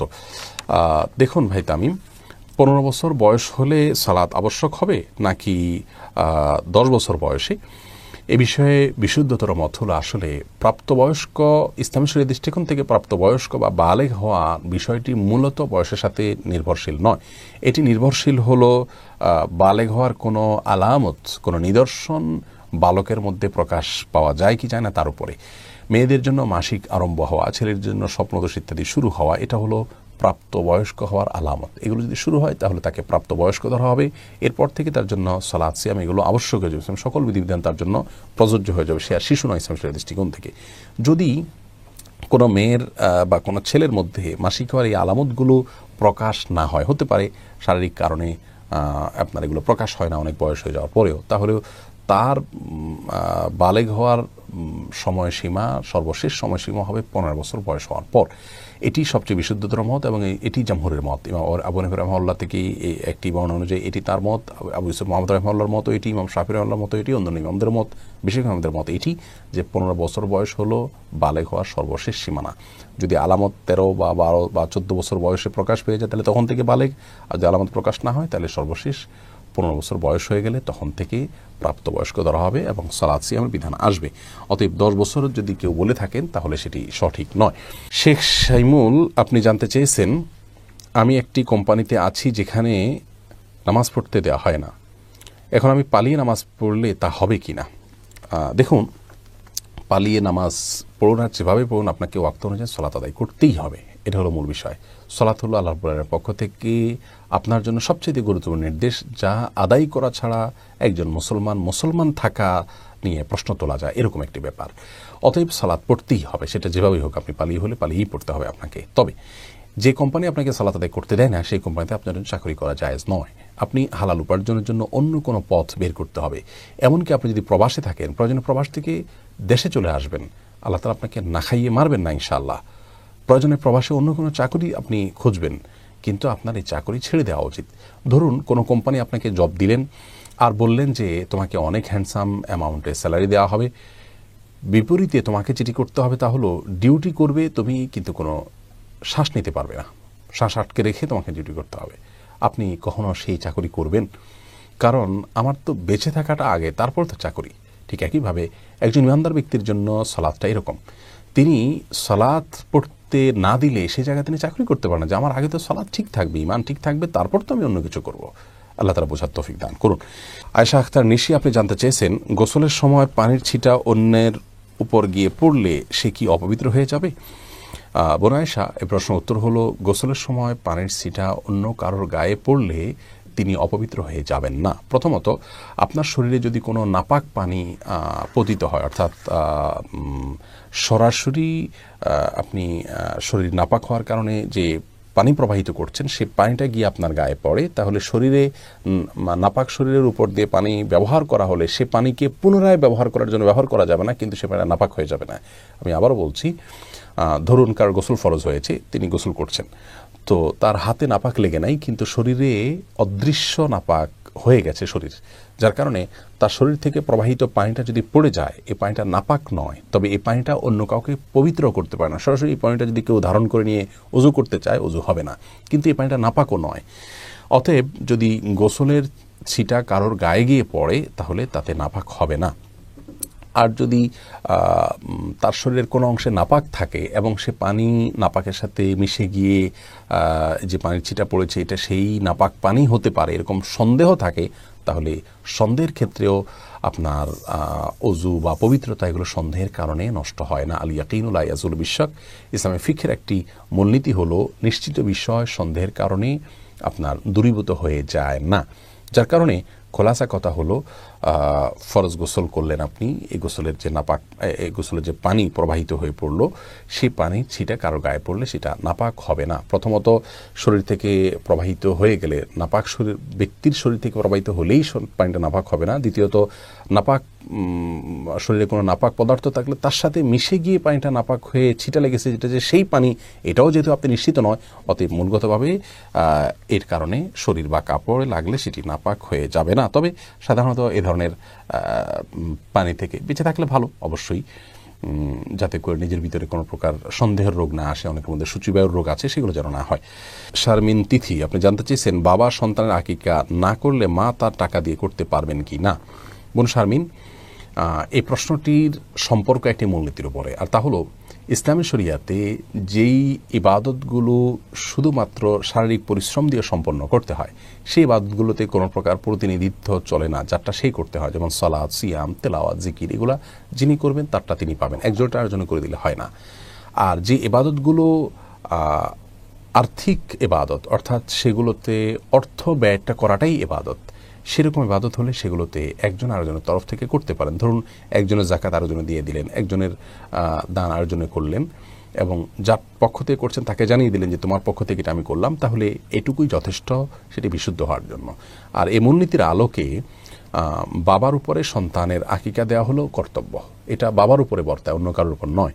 কোনো কারণে বাবা দিতে পারলেন না, অপারগ হলেন বা দিলেন না বা মারা গেলেন, তো এমত অবস্থায় যদি তার পক্ষ থেকে, বাবার পক্ষ থেকে কেউ একজন করে দেন, সেটা মা হতে পারে, ভাই হতে পারে, অন্য কেউ হতে পারে, নানা নানি দাদা দাদি কেউ হতে পারে, তাহলে আকিকা আদায় হয়ে যাবে ইনশাআল্লাহ। এটাই হলো বিশুদ্ধতর মত। যদি আপনার সম্ভব হয় 7ম দিনে আকিকা দেওয়া উচিত সুন্নাহ, না হলে 14তম দিনে, না হলে 21তম দিনে, আর না হলে প্রাপ্তবয়স্ক হওয়ার আগে আগে করা উচিত। এরপরে করলে অনেক আমাদের মধ্যে আদায় হয়ে যাবে, কিন্তু যথাসময় আগে করা উচিত। তাহলে খোলাসা কথা হলো, বাবার তরফ থেকে অন্য কেউ যদি আদায় করে দেন আদায় হয়ে যাবে। বিশেষ করে বাবা যদি জীবদ্দশায় থাকেন তাহলে সেক্ষেত্রে তাকে জানিয়ে তার পারমিশন নিয়ে সেটি করা উচিত। নাইমা তারিনের আপনি প্রশ্ন করেছেন, রাতে যদি বিতরের সালাত আদায় না করে তাহাজ্জুদের সালাত আদায়ের নিয়তে ঘুমিয়ে যাই, এরপর যদি হায়েজের কারণে অর্থাৎ মাসিকের কারণে ভিতর সালাত আদায় করতে না পারি, সেক্ষেত্রে করণীয় কি? বোন নাইমা তারিন, বিতির সালাত এটা বিশুদ্ধ মত অনুযায়ী ওয়াজিব। আর নবী করিম সাল্লাল্লাহু আলাইহি সাল্লামের বিতির নামাজ সম্পর্কে বুখারী মুসলিম বর্ণিত হাদিসে তার নির্দেশনা রয়েছে, ইজআলু আখিরা সালাতিকুম বিল-লাইলি বিতরা, তোমাদের রাতের শেষ সালাত হিসাবে বিতির পড়বে। তার মানে কেউ যদি সন্ধ্যা রাত্রে শোয়ার সময় তাহাজ্জুদ পড়বেন সেরকম কনফিডেন্ট তার থাকে, তাহলে তিনি বিতির সালাত রেখে দিবেন এবং তাহাজ্জুদের পরে পড়বেন। আর যদি তার কনফিডেন্ট না থাকে, আত্মবিশ্বাস না থাকে ভোর রাতে ওঠার ব্যাপারে, তাহলে তার জন্য বিতির পড়ে ফেলা উচিত। পরবর্তীতে ভোর রাতে আল্লাহ তৌফিক দিলে তাহাজ্জুদ পড়ার, তিনি তাহাজ্জুদ পড়বেন, বিতির আর পড়তে হবে না। তো এখন কেউ যদি কনফিডেন্টের জায়গা থেকে তিনি শুয়েছেন কিন্তু কোনো কারণে উঠতে পারলেন না, তাহলে সেক্ষেত্রে এটা পরবর্তীতে কাজা করে দিবেন তিনি, যেহেতু ওয়াজিব নামাজ। আর প্রশ্নে যেটি আপনি জানতে চেয়েছেন যে মাসিক হয়ে গেছে, এর যার কারণে আপনি আদায় করতে পারেন নাই। প্রথমত মাসিক যদি আপনার কোন সময়টায় হয় সেটা যদি আপনি প্রায় নিশ্চিত হন বা আপনার মোটামুটি একটা আইডিয়া হয়ে যায় যে এই দিনগুলোতে আমার মাসিক হয়ে থাকে, তাহলে তো আপনার এমত অবস্থায় বিতির রেখে ঘুমানো উচিত নয়, যেহেতু মাসিক হয়ে যেতে পারে সে সম্ভাবনা আছে। আর যদি সেরকম কোনো আইডিয়া করার সুযোগ না থাকে অথবা আকস্মিকই হয়ে গেছে এমনটি হয়, তাহলে সেক্ষেত্রে আপনাকে পরবর্তীতে এই বিতিরটা যখন সুস্থ হবেন, আল্লাহ তাআলা যখন আপনাকে সুস্থ করবেন, স্বাভাবিক হবেন, আপনি মাসিক যখন শেষ হবে তখন আপনাকে এই বিতিরটা পড়ে দিতে হবে, যেহেতু এটি ওয়াজিব নামাজ, আপনি তখন কাজা করে ফেলবেন। কিন্তু মাসিক অবস্থাতে কোনো নামাজ পড়া যাবে না, যেহেতু মাসিক অবস্থাতে নামাজ পড়া নিষেধ। আল আমিন আপনি জানতে চেয়েছেন, জুমার নামাজে ইমাম সাহেব যদি খুতবা পড়েন অন্য আরেকজন দিয়ে নামাজ পড়ান, সেটা কি জায়েজ হবে? ইমাম যদি 16 বছরের হয় তার পেছনে নামাজ হবে কি না? ভাই আলামিন, আপনার প্রশ্নের শেষ অংশের উত্তর আগে দিচ্ছি। হ্যাঁ, ইমামের বয়স যদি 16 বছর হয় তাহলে তার পিছনে নামাজ পড়া জায়েজ হবে। আর আপনার প্রথম প্রশ্নের উত্তর হলো যে যদি জুমার নামাজে বা ঈদের নামাজেও একই কথা, একজন খুতবা দেন আর আরেকজন নামাজ পড়ান, তাহলে সেটি জায়েজ হবে, কোনো অসুবিধা নেই। তবে উত্তম হলো যিনি খুতবা দিবেন তিনি যেন নামাজ পড়ান সেটি। কারণ হলো রাসূল আকরাম সাল্লাল্লাহু আলাইহি ওয়াসাল্লাম নিজে খুতবা দিতেন এবং নিজে জামাতের ইমামতি করতেন। অতএব একই ব্যক্তি দুটি করতে পারেন সেটা ভালো। কোনো কারণে যদি একজন খুতবা দিলেন আরেকজন ইমামতি করলেন, সেটা সম্পূর্ণরূপে জায়েজ রয়েছে। ইমাম মালিক রাহিমাহুল্লাহর মাযহাব অনুযায়ী এটি জায়েজ নয়, যদিও বিশুদ্ধ মত এবং জমহুর তথা সংখ্যাগরিষ্ঠ উলামাদের মত হলো, ইমামদের মত হলো এরকমটি করলে জুমা বা ঈদের নামাজের কোনো ক্ষতি হবে না, বড়জোর অনুত্তম হলো কাজটি। মাহমুদ ইসলাম আপনি জানতে চেয়েছেন, আমি একটা তামাক কোম্পানিতে চাকরি করি, সেখানে বিড়ি উৎপাদনের জন্য মশলা তৈরি হয় এবং তামাক প্রসেস করে বিদেশে রপ্তানি করা হয়, সে চাকরি আমার জন্য হালাল হবে কি না? ভাই মাহমুদ, আপনার প্রশ্ন উত্তর হলে এই চাকরি করা আপনার জন্য জায়েজ হবে না। কারণ একটা কোম্পানি যখন তামাক উৎপাদন করে, সিগারেট তৈরি করে, বিড়ি তৈরি করে, সেখানে আপনি জব করা বা তাদের সেই সিগারেটের যে আপনার আইটেম আছে তার কোনো একটা আইটেম আপনি উৎপাদন করা মানে হলো আপনি তার সে হারাম পণ্য উৎপাদনে সহযোগিতা করা। আর আল্লাহ রাব্বুল আলামিন আমাদেরকে বলেছেন, ওয়ালা তাআওয়ানু আলাল ইসমি ওয়াল উদওয়ান, তোমরা অন্যায় এবং সীমালঙ্ঘন কাজে একে অন্যের সহযোগিতা করো না। অতএব যে কাজের মাধ্যমে অন্যায় কাজে সহযোগিতা হয়, একটা হারাম জিনিস উৎপাদনে আপনি সহায়তা করলেন, একজন খুনিকে খুন করার জন্য যদি চাকুটাকে আপনি ধার দিয়ে দেন, এটা যেরকম অপরাধ হবে, একজন ধূমপায়ীকে ধূমপান করার জন্য আপনি সহায়তা করছেন সেখানে চাকরি করে এটা উৎপাদন করতে গিয়ে সেখানে চাকরি করার মাধ্যমে, তো সেটাও আপনার জন্য জায়েজ হবে না। তানভীর আহমেদ নীলয় আপনি জানতে চেয়েছেন, সাহু সিজদা করা তো ওয়াজিব, সুন্নত সালাতে ভুল হলে কি সাহু সিজদা করতে হবে? গুরুত্বপূর্ণ একটি প্রশ্ন। সাহু সিজদা তো ওয়াজিব তরক হলে দিতে হয়। এখন কথা হলো যে নামাজটাই সুন্নাত, ওই নামাজের মধ্যে যদি কোনো কিছু ছুটে যায় তাহলে কি সিজদা দিতে হবে কিনা? উত্তর হলো হ্যাঁ, সিজদা সাহু দিতে হবে। তার কারণ হলো কোনো নামাজ সুন্নত হলে কি হবে, ওই নামাজের মধ্যে ওয়াজিবের পার্ট আছে, ফরজের পার্ট আছে, সুন্নাতের পার্ট আছে, সব কিছু আলাদা আলাদা ভাগ করা আছে। অতএব 2 রাকাত সুন্নাত নামাজ পড়লেও সেখানে কিছু কাজ করতে হবে ফরজ আবশ্যিক হিসাবে, কিছু কাজ করতে হবে ওয়াজিব হিসাবে, কিছু কাজ সুন্নত হিসাবে করতে হবে। অতএব এই সুন্নাত নামাজের মধ্যে যদি কোনো ওয়াজিব ছুটে যায় অবশ্যই আপনাকে সিজদা সাহু দিতে হবে। এটা শুধু ফরজের জন্য বা ওয়াজিবের জন্য খাস নয়, সুন্নাত নামাজের মধ্যেও প্রযোজ্য হবে। এরপর তানভীর আহমেদ নীলয় আপনি জানতে চেয়েছেন, সাহু সিজদা করা তো ওয়াজিব, সুন্নত সালাতে ভুল হলে কি সাহু সিজদা করতে হবে? গুরুত্বপূর্ণ একটি প্রশ্ন। সাহু সিজদা তো ওয়াজিব তরক হলে দিতে হয়। এখন কথা হলো যে নামাজটাই সুন্নাত, ওই নামাজের মধ্যে যদি কোনো কিছু ছুটে যায় তাহলে কি সিজদা দিতে হবে কিনা? উত্তর হলো হ্যাঁ, সিজদা সাহু দিতে হবে। তার কারণ হলো কোনো নামাজ সুন্নত হলে কি হবে, ওই নামাজের মধ্যে ওয়াজিবের পার্ট আছে, ফরজের পার্ট আছে, সুন্নাতের পার্ট আছে, সব কিছু আলাদা আলাদা ভাগ করা আছে। অতএব 2 রাকাত সুন্নাত নামাজ পড়লেও সেখানে কিছু কাজ করতে হবে ফরজ আবশ্যিক হিসাবে, কিছু কাজ করতে হবে ওয়াজিব হিসাবে, কিছু কাজ সুন্নত হিসাবে করতে হবে। অতএব এই সুন্নাত নামাজের মধ্যে যদি কোনো ওয়াজিব ছুটে যায় অবশ্যই আপনাকে সিজদা সাহু দিতে হবে। এটা শুধু ফরজের জন্য বা ওয়াজিবের জন্য খাস নয়, সুন্নাত নামাজের মধ্যেও প্রযোজ্য হবে। আয়েশা আখতার আপনি জানতে চেয়েছেন, একজন আমার জন্য খাবার পাঠালো অথচ আমি জানি না এই খাবারের উৎস হালাল নাকি হারাম, আবার ওনার পরিষ্কার পরিচ্ছন্নতার ব্যাপারও আমি অবগত নই, ওনার খাবার গ্রহণ করা সম্পর্কে ইসলাম কি বলে দয়া করে উত্তর দিবেন। বোন আয়েশা, কেউ যদি আপনার জন্য কোনো খাবার পাঠান, সে খাবারটির তার হালাল উপার্জন থেকে তিনি প্রস্তুত করেছেন নাকি হারাম উপার্জন থেকে আপনি যদি না জানেন, এমত অবস্থায় আপনার জন্য কয়েকটি পথ রয়েছে। প্রথমত, ওই ব্যক্তির যদি সার্বিক উপার্জন হারাম হয়, শুধুই হারাম উপার্জনের উপর তিনি নির্ভরশীল হন, তাহলে সেক্ষেত্রে তার সে খাবার গ্রহণ করা আপনার জন্য জায়েজ হবে না। আর যদি তিনি হালাল এবং হারাম 2 ধরনের সম্পদই তার আছে এরকম হয়, আর এটা ঠিক হালালটা থেকে দিয়েছে না হারামটা থেকে আপনি যদি না জানেন, তাহলে এটা আপনার জন্য খাওয়া জায়েজ আছে, কারণ এটি হারাম হওয়ার ব্যাপারে আপনি নিশ্চিত নন। তবে এরকম অবস্থায় তার যদি বেশিরভাগ সম্পদ হারাম হয় এবং হালাল পরিমাণ কম থাকে, তাহলে তার খাবার আপনার জন্য খাওয়া উচিত হবে না। আর যদি তার বেশিরভাগ হালাল ইনকাম থাকে, হারামের পরিমাণ কম থাকে বা 50-50 টাইপ থাকে, তাহলে আপনি এটা খেতে পারেন, কিন্তু এক্ষেত্রেও তার খাবারটা আপনি না খেয়ে অন্য কাউকে দিয়ে দিলেন, তার পক্ষ থেকে সওয়াবের নিয়তে যদি হালাল হয় সেই সওয়াব পাবে, অথবা যে মালিক তিনি সওয়াব পাবেন সেইটা আপনার জন্য করা উচিত হবে। কারণ হলো নবী করিম সাল্লাল্লাহু আলাইহি ওয়াসাল্লাম বলেছেন, আল হালাল বাইয়িন ওয়াল হারাম বাইয়িন ওয়া বাইনহুমা মুশতাবিহ উমুরুন মুশতাবিহাত, হালাল স্পষ্ট এবং হারাম স্পষ্ট, তার মাঝে কিছু বিষয় আছে যেগুলো ধোঁয়াশাপূর্ণ, সন্দেহপূর্ণ। এই ধোঁয়াশাপূর্ণ বা সন্দেহপূর্ণগুলো যদি কেউ পরিহার করতে পারেন, তাহলে তার তাকওয়াকে তিনি রক্ষা করেন। সেই জায়গা থেকে এটা অ্যাভয়েড করলে ভালো। আর কেউ যদি রান্না করেন আর তার পয় পরিষ্কার না থাকেন, পেশাবার পরে তিনি ভালো করে পরিচ্ছন্ন না হন ইত্যাদি, তাহলে সেক্ষেত্রে তার রান্না করা খাবার খাওয়া যাবে। খাবার খাওয়ার ক্ষেত্রে মূল বিষয় হলো খাদ্যটা হালাল নাকি হারাম, এটা হলো মূল বিষয়। তিনি রান্না করেছেন, তিনি এমনকি যদি অমুসলিমও হন, তার রান্না করা খাওয়া হারাম নয়। তিনি যদি হারাম কোনো কিছু সেখানে না মিশিয়ে থাকেন, না দিয়ে থাকেন, হারাম কোনো খাবার আপনাকে পরিবেশন না করে থাকেন, তাহলে তার হাতের রান্না আপনি খেতেই পারেন। অনেকেই এই অজুহাতে খানা খেতে চান না যে যার হাতের রান্না খাবো তিনি পাক পবিত্র ছিলেন কি ছিলেন না। তিনি পাক পবিত্র থাকেন বা না থাকেন, খাবার যদি পবিত্র হয়, পরিষ্কার মানে হারাম কিছু না হয়, তাহলে সেটি খাওয়া যেতে পারে, কোনো অসুবিধা নেই। শারমিন আখতার জুই আপনি জানতে চেয়েছেন, একা বা মেয়েরা মেয়েদের সামনে কি টাকনুর উপর কাপড় পরে থাকলে গুনাহ হবে কিনা? একা বা মেয়েরা মেয়েদের সামনে টাকনুর উপর কাপড় পরে থাকলে গুনাহ হবে কিনা? বোন শারমিন, আপনার প্রশ্ন উত্তর হলো না, এতে কোনো গুনাহ হবে না। কারণ হলো মেয়েদের জন্য যে পর্দার বিধিবিধান দেওয়া হয়েছে, সেই পর্দার বিধিবিধানটা মূলত পুরুষদের সামনে, পরপুরুষদের সামনে, গায়রে মাহরাম পুরুষদের সামনে যখন থাকবেন তখন আপনাকে পর্দা মেনটেন করতে হবে। আর সতর ভিন্ন জিনিস, একটা হলো পর্দা, একটা হলো সতর। সতর হলো যা আপনার স্বজাতীয় কারোর সামনেও প্রকাশ করা উচিত নয়, সবসময় ঢেকে রাখা আবশ্যক। পুরুষদের জন্য সতর যেমন নাভি থেকে হাঁটু পর্যন্ত, নারীদের জন্য যে সতর রয়েছে সেই সতরের মধ্যে পায়ের গোছা টোছা এগুলো সতর নয়, যার কারণে একজন নারী অন্য নারীদের সামনে তার পায়ের গোছা টোছা এগুলো যদি উন্মুক্ত রাখেন, তাতে তিনি গুনাহগার হবেন না। হ্যাঁ, পরপুরুষের সামনে রাখলে অবশ্যই গুনাহগার হবেন, কারণ সেটি পর্দার খেলাফ। তাহলে পায়ের গোছা এটা পর্দার আওতায় না থাকলেও সতরের আওতায় না থাকলেও পর্দার আওতায় আছে। অতএব যাদের জন্য পর্দার বিধান প্রযোজ্য হয় তাদের সামনে পায়ের গোছা এগুলো প্রকাশ করা যাবে না। কিন্তু যেহেতু এটি সতরের আওতায় নাই বিধায় যাদের সঙ্গে পর্দার বিধান নাই তাদের সঙ্গে এটা প্রদর্শন করা যাবে।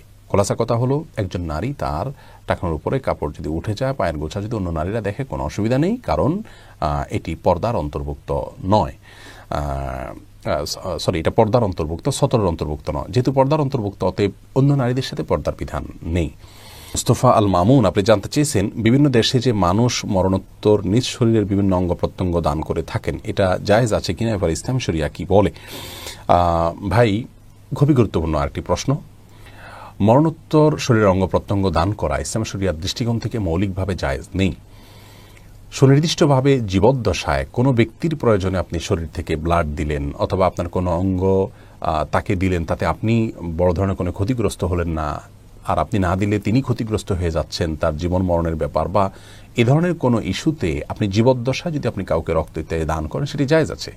কিন্তু মৃত্যুর পর আপনার অঙ্গ আপনি কোনো হাসপাতালে দিয়ে গেলেন, মেডিকেল স্টুডেন্টদের জন্য দিয়ে গেলেন, বা আপনি চক্ষু, কিডনি ইত্যাদি রেখে গেলেন যে এটা কোনো ব্যক্তির লাগলে কাজে লাগবে, এভাবে দেওয়া জায়েজ নয়। এর সবচেয়ে বড় কারণ হলো আল্লাহ রাব্বুল আলামিন মানব জাতিকে বিশেষভাবে মর্যাদা দিয়েছেন, সম্মান করেছেন। আল্লাহ তাআলা বলেছেন, লাকাদ খালাকনাল ইনসানা ফি আহসানি তাকওয়িম, আমি মানুষকে সুন্দর অবয়ব সৃষ্টি করেছি। অন্য আয়াতে আল্লাহ বলেছেন, ওয়ালাকাদ কাররামনা বানি আদম, আমি আদম সন্তানকে অনেক বেশি মর্যাদা দিয়েছি, সম্মান দিয়েছি। সেই জায়গা থেকে এটা মানব জাতির প্রতি অসম্মানের একটি কাজ যে তার মৃত্যুর পর তার শরীরকে কেটে ছিঁড়ে আপনার বন্টন করা হবে, বা প্রয়োজন হোক বা না হোক সেটা দান করে দেওয়া হবে। প্রয়োজন হোক বা না হোক বলতে ইমিডিয়েট প্রয়োজন হোক বা না হোক সেটা দান করে দেওয়া হবে। এটা মানবতার জন্য অসম্মান, তার শরীরকে কাটাছাড়া করা মৃত্যুর পর। দ্বিতীয়ত, এটা মৃত ব্যক্তির জন্য এটা অসম্মানকর এবং কষ্টকর কোনো কোনো বর্ণনা অনুযায়ী, যার কারণে এটি করা উচিত না। যদিও মানুষের মৃত্যুর পর তার অনুভূতি থাকে না, কিন্তু কোনো বর্ণনা থেকে অনেক ওলামায়ে কেরাম মৃত ব্যক্তির এক ধরনের বিশেষ অনুভূতি থাকে বলে মন্তব্য করেছেন বিভিন্ন হাদিসের আলোকে। সেই জায়গা থেকে এটি তার জন্য উচিত নয়। একটি হাদিস আমাদের আয়েশা রাদিয়াল্লাহু তাআলা থেকে বর্ণিত হয়েছে, সেই হাদিসের ভাষ্য হলো, কাসরু আজমিল মাইয়িতি কাকাসরিহি হাইয়া, একজন মানুষ তার মৃত্যুর পর তার হাড্ডি ইত্যাদিকে ভাঙা, এটা তার জীবদ্দশায় ভাঙার মতোই। এই হাদিসের ব্যাখ্যায় অবশ্য ওলামায়ে কেরাম বলেছেন এটি অপরাধের দিক থেকে জীবদ্দশায় তার এগুলো ভাঙা আর মৃত্যুর পরে ভাঙা একই রকম। এই জন্যই পোস্টমর্টমের বিষয়টিকে ইসলামী শরিয়া অ্যালাউ করে না, যে বিকল্প কোনো পথ বের করা যেতে পারে, কিন্তু আপনার জনতন কারণে পোস্টমর্টেম করা বা মানুষের মৃত্যুর পর কাটাছাড়া করা তার শরীরকে, এটা জায়েজ নয়। তৃতীয়ত, এটা অনেকেই করে থাকেন কবরের জগতের প্রতি তার বিশ্বাসটা ঠুনকো হওয়ার কারণে বা অবিশ্বাস থাকার কারণে। অর্থাৎ তিনি মনে করেন যে মৃত্যুর পর এগুলো তো মাটির সাথে মিশেই যাবে, কি প্রয়োজন অযথা এটাকে নষ্ট করার, বরং এটা দিয়ে কেউ উপকৃত হোক। আপাত দৃষ্টিতে খুব চমৎকার একটা দৃষ্টিভঙ্গি এটি, মূলত এটি অন্তঃসার শূন্য। আল্লাহ রাব্বুল আলামিন কোরআনে হাকিমে বলেছেন, ওয়ামিন ওয়ারাইহিম বারযাখুন ইলা ইয়াউমি ইউবআসুন আও ইলা আখিরিল আয়া, যার অর্থ হলো যে মানুষের মৃত্যুর পর একটা বিশেষ জগৎ বা বিশেষ একটা জীবন থাকবে, যেটাকে বারজাখী জীবন বলা হয়, আর এটা কিয়ামত পর্যন্ত অবশিষ্ট থাকবে। যার কারণে এই বারজাখী জীবন বা কবর জীবনের প্রতি বিশ্বাস না থাকলে মানুষ তখন মনে করে যে এটা তো নষ্ট হয়ে যাবে পচে গেলে। হ্যাঁ, পচে গেলে হয়তো নষ্ট হয়ে যাবে, কিন্তু আল্লাহ রাব্বুল আলামিন সেই আপনার দেহাবশেষ যে অবস্থায় থাকুক না কেন, সেটাকে বিশেষ ধরনের আপনার অনুভূতি শক্তি দিবেন, যেটা দৃশ্যমান নয়, এবং সেটা জান্নাতের নেয়ামত কিংবা জাহান্নামের শাস্তি এটা ফিল করতে পারবে। তো সার্বিকভাবে এটি জায়েজ নয় মৃত্যুর পর শরীরের অঙ্গ প্রত্যঙ্গ ইত্যাদি দিয়ে যাওয়া। সুনির্দিষ্ট কোনো ব্যক্তির জন্য জীবদ্দশায় কোনো কিছু দান করার প্রয়োজন হলে সেটি ভিন্ন কথা।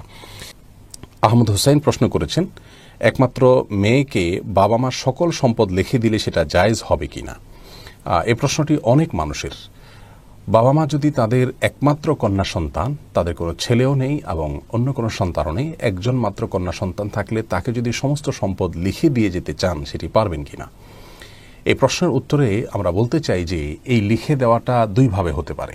প্রথমত, ওসিয়ত হতে পারে যে আমার মৃত্যুর পর আমার সমস্ত সম্পদ আমার কন্যা পেয়ে যাবে। এরকম ওসিয়ত যদি তিনি করেন, তাহলে সেই ওসিয়ত বিশুদ্ধ হওয়াটা নির্ভর করে অন্য যে ওয়ারিস আছেন তাদের অনুমতির উপর। ধরুন একজন বাবা তিনি তার কন্যাকে সমস্ত সম্পদ দেওয়ার জন্য ওসিয়ত করলেন। এই কন্যা ছাড়াও ওই ব্যক্তির আরও ওয়ারিস থাকতে পারে, যেমন তার স্ত্রী থাকলে, বেঁচে থাকলে, অর্থাৎ মেয়ের মা বেঁচে থাকলে তিনি ওয়ারিস, তারপরে ওই ব্যক্তির মা বা বাবা বেঁচে থাকলে তারাও ওয়ারিস।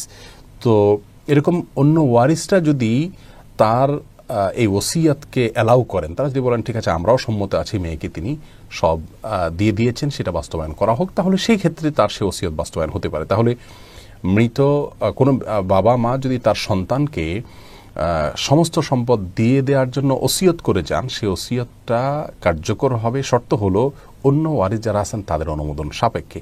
অবশ্য অনেক উলামা ইকরাম বলেছেন সে ওসিয়ত কার্যকর হবে না, কারণ হলো এ সম্পর্কে নবী আলাইহিস সালাম একটি হাদিস বর্ণিত হয়েছে মুসনাদ আহমদ আর বিভিন্ন হাদিসের কিতাবে, যে নবী আলাইহিস সালাম বলেছেন ইন্নাল্লাহ কাদ আতা কুল্লাযী হাক্কিন হাক্কা, নিশ্চয় আল্লাহ রাব্বুল আলামিন প্রত্যেক হক পাওনাদারের জন্য মিরাসের মধ্যে, মৃত ব্যক্তির পরিত্যক্ত সম্পত্তিদের মধ্যে নির্দিষ্ট হিস্সা রেখেছেন। অতএব ফালা ওসিয়াত লিওয়ারিসিন, কোনো ওয়ারিসের জন্য ওসিয়ত করা যাবে না। তো এই মতের উপর এই হাদিসের ভিত্তি করে অনেক ওলামা ইকরাম বলছেন এটা জায়েজ নাই, আর অনেক ওলামা ইকরাম এটাকে অনুমোদন করেছেন, তবে শর্ত হলো অন্য ওয়ারিসদের অনুমতি সাপেক্ষে। এটি হলো একটি পদ্ধতি। আর যদি বাবা মা তার একমাত্র কন্যা সন্তানকে সকল সম্পদ জীবদ্দশায় দান করে দেন, হেবা করে দেন, তার নামে লিখে দেন, ওসিয়ত নয়, সেরকম যদি হয় তাহলে সেটা জায়েজ আছে কি না, এটা নিয়ে ওলামা ইকরামদের দুটি মত রয়েছে। অধিকতর শক্তিশালী মত হলো এটি বাবা মার জন্য জায়েজ রয়েছে। তারা তাদের সম্পদ চাইলে তাদের সন্তানকে, যেহেতু অন্য কোনো সন্তান নেই, অন্য সন্তান থাকলে কাউকে দিলে কাউকে না দিলে সেটা অন্যায় হতো, যেহেতু একমাত্র সন্তান অতএব তাকে তাদের যাবতীয় সম্পত্তি তারা লিখে দিয়ে যেতে পারেন। তবে অন্য ওয়ারিসদেরকে বঞ্চিত করবার জন্য, ধরুন মৃত ব্যক্তির মা আছেন, বাবা আছেন, স্বামী, পুরুষ হলে তার স্ত্রী আছেন, স্ত্রী হলে তার স্বামী থাকতে পারেন, যদি থাকেন ওয়ারিসরা, এবং তাদেরকে বঞ্চিত করাই যদি উদ্দেশ্য হয় তাহলে সেটা অনুচিত কাজ এবং অনুত্তম কাজ। আল্লাহ রাব্বুল আলামিন সূরা নিসার ১ নম্বর আয়াতে বলেছেন আবাউকুম ওয়া আবনাউকুম লা তাদরুনা আইয়ুহুম আকরাবু লাকুম নাফআ, তোমাদের মা বাবা, তোমাদের সন্তান সন্ততি কে তোমাদের অধিকতর উপকার আসবে তোমরা জানো না। অতএব আল্লাহ রাব্বুল আলামিন যেভাবে যাকে যতটুকু দিতে বলেছেন সেভাবে তাকে ততটুকু দিয়ে যাওয়া উচিত, এবং কাউকে বঞ্চিত করার মানসিকতা রাখা উচিত নয়। আর সাধারণ অবস্থাতে একজন কোনো মা বা বাবার সন্তান হিসাবে যদি শুধুমাত্র একজন কন্যা থাকে, তাহলে স্বাভাবিক অবস্থাতে বাবা মার মৃত্যুর পর তিনি অর্ধেক সম্পদ পান, কারণ আল্লাহ রাব্বুল আলামিন বলেছেন ফাইন কুন্না নিসাআন ফাওকা ইসনাতাইনি ফালাহুন্না সুলুসা মা তারাক ওয়া ইন কানাত ওয়াহিদা ফালাহান নিসফ। অর্থাৎ কোনো ব্যক্তির মৃত্যুর পর তার যদি একমাত্র কন্যা সন্তান থাকে তাহলে সে অর্ধেক পায়, পুরো সম্পদের 50% পায়, আর বাকিটা অন্যরা পায়।